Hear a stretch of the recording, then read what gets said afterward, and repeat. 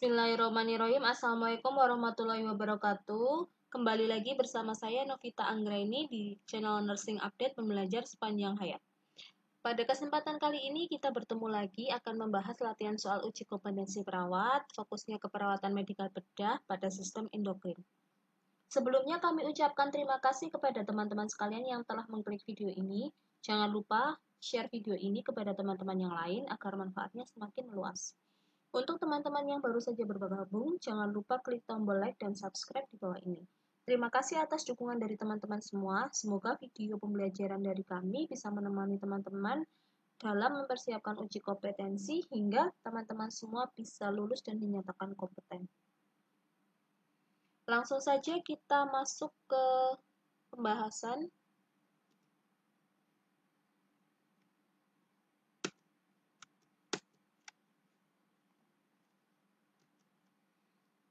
Kita akan review dulu sebelum masuk ke latihan soal. Pada kasus sistem endokrin yang paling banyak ditemukan di dalam soal adalah yang pertama, kasus diabetes mellitus, yang kedua hipotiroid, yang ketiga hipertiroid. Kita akan mereview sedikit mengenai yang pertama DM. Kerusakan sel beta pankreas menyebabkan penurunan produksi insulin dan mengakibatkan peningkatan kadar gula darah atau ketidakstabilan gula darah.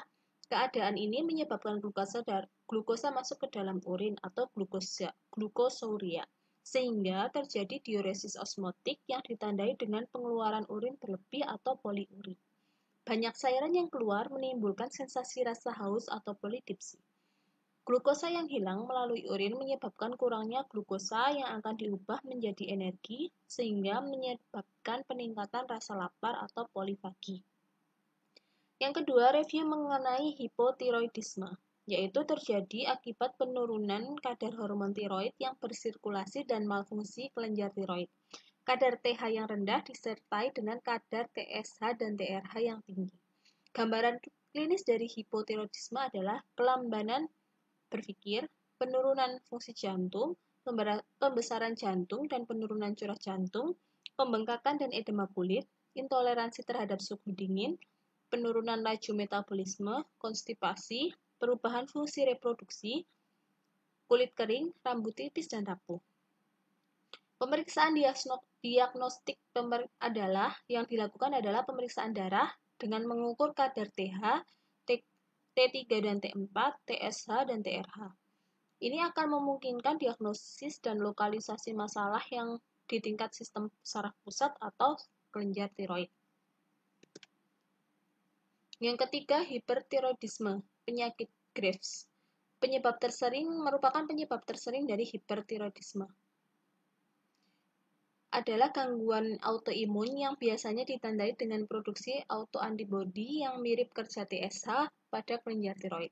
Gambaran klinisnya, yang pertama, peningkatan frekuensi jantung, kemudian peningkatan tonus otot, tremor, iritabilitas, peningkatan laju metabolisme basal, penurunan berat badan, dapat terjadi penonjolan bola mata, gondok, dan gangguan reproduksi. Kita masuk ke fokus pengkajian. Fokus pengkajian yang pertama, adanya keluhan polifagi, poliuri, polidipsi pada pasien yang mengalami gejala DM tipe 2. Yang kedua, pengkajian riwayat hidup dan gaya hidup. Yang ketiga, perubahan kondisi yang biasa ditemui pada pasien kasus hipertiroid adalah anoreksia, kehilangan berat badan secara drastis, takikardi, tremor, dan intoleran terhadap panas. Yang keempat, perubahan proses pikir dan bingung juga mungkin terjadi pada kasus sistem endokrin. Yang kelima, perubahan lab seperti kadar hormon T3, T4, kadar GDS, tes urin 24 jam, nilai normal AGD, dengan asidosis metabolik. Selanjutnya kita masuk ke fokus diagnosa. Ada beberapa diagnosa keperawatan yang sering muncul di kasus endokrin. Yang pertama, ketidakstabilan kadar gula darah. Pengertiannya variasi kadar gula darah naik atau turun dari rentang normal. Tanda gejalanya, yang pertama hipoglikemi, itu mengantuk, pusing, lelah, lesu, palpitasi, mengeluh lapar, gangguan koordinasi, kadar GDS rendah, gemetar, kesadaran menurun, dan berkeringat dingin. Untuk tanda gejala hiperglikemia, antara lain kadar GDS tinggi, mulut kering, haus meningkat, jumlah urin meningkat. Yang kedua, diagnosa yang muncul adalah defisit nutrisi. Pengertiannya, asupan nutrisi tidak cukup untuk memenuhi kebutuhan metabolisme. Tanda gejalanya, berat badan menurun minimal 10% di bawah rentang ideal. Kemudian, cepat kenyang setelah makan. Yang ketiga, kram atau nyeri abdomen. Yang keempat, nafsu makan menurun. Yang kelima, bising usus hiperaktif. Selanjutnya, otot mengunyah dan menelan lemah, serum albumin turun, rambut rontok berlebih, dan diare. Kemudian fokus diagnosa yang ketiga yang sering muncul itu adalah kerusakan integritas kulit atau jaringan. Ini dispesifikasikan itu bisa menjadi integritas kulit atau integritas jaringan. Jika gangguan integritas kulit itu hanya terbatas pada dermis dan epidermis. Namun jika terjadi kerusakan integritas jaringan itu meliputi tidak hanya kulit tetapi juga mukosa, kornea, fascia, otot, tendon, tulang, kartilago, kapsula sendi atau ligamen. Tanda gejalanya pada kulit atau jaringan terjadi kerusakan lapisan kulit dan atau jaringan, selanjutnya nyeri, kemudian perdarahan, kemerahan, dan hematoma. Fokus diagnosa yang keempat adalah hipovolemia. Penurunan volume cairan intravaskuler, interstitial, atau intraseluler. Tanda gejalanya, merasa lemah, mengeluh haus, frekuensi nadi meningkat, nadi teraba lemah, tekanan darah menurun, turgor kulit menurun, membran mukosa kering, volume urin menurun, suhu tubuh meningkat, berat badan turun secara tiba-tiba. Kita masuk ke fokus intervensi. Intervensi yang dilakukan yang pertama, memonitor tanda-tanda vital dan status kesadaran pasien dan kepatenan jalan nafas. Yang kedua, memastikan kepatenan IV akses untuk kepentingan asupan cairan dan pengobatan. Yang ketiga, menemukan penanganan yang tepat pada pasien DM seperti infeksi kulit, neuropati perifer, sirkulasi buruk, dan ekstremitas bawah. Yang keempat, memonitor dengan ketat intake dan output cairan. Yang kelima, prinsip pemberian injeksi insulin, baik insulin yang bekerja jangka panjang ataupun pendek. Yang keenam, cara pemberian insulin menggunakan prinsip 6 benar, dilakukan pemberian melalui injeksi subkutan di sekitar bahu, gluteus maximus atau bokong, abdomen, dan paha dengan memperhatikan sudut 45-90 derajat. Yang ketujuh, pemeriksaan CT scan terkadang dilakukan pada pasien dengan gangguan kelenjar endokrin. CT scan bisa menggunakan media kontras agar dapat berfungsi dengan baik, maka kondisi pasien harus diperiksa secara adekuat. Yang kedelapan, penelaksanaan pasien DM, edukasi, olahraga, diet obat, monitoring glukosa darah, dan perawatan luka jika ada ulkus diabetikum. Evaluasi. Evaluasi yang diberikan pada pasien dengan gangguan sistem endokrin yang pertama, mengevaluasi kestabilan kadar gula darah normal, GDP normal yaitu 60-110 mg per dl, GDP 2 jam PP yang normal nilainya 65-140 mg per dl, HbA1c normal nilainya 5,7%. Yang kedua, monitoring terus-menerus status kardiovaskuler dan respirasi. Yang ketiga, memastikan kepatenan pemberian IV dan hormon replacement terapi. Yang keempat, pada keadaan ulkus diabetikum, monitor tanda-tanda infeksi dan karakteristik luka, drainase, warna, suhu, ukuran, dan bau.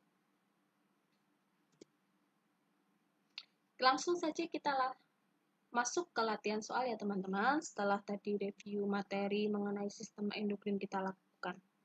Soal yang pertama, seorang laki-laki berusia 54 tahun dirawat di ruang flamboyan dengan diagnosa DM.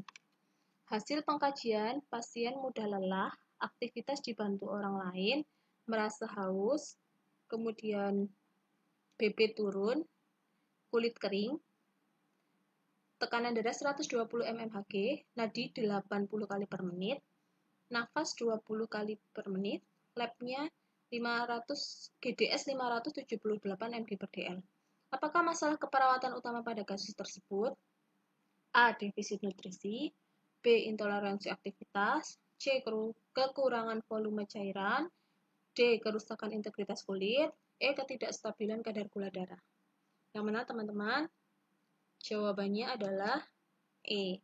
Masalah utama pada kasus di atas itu peningkatan kadar gula darah dan defisit cairan, karena pasien merasa sering haus.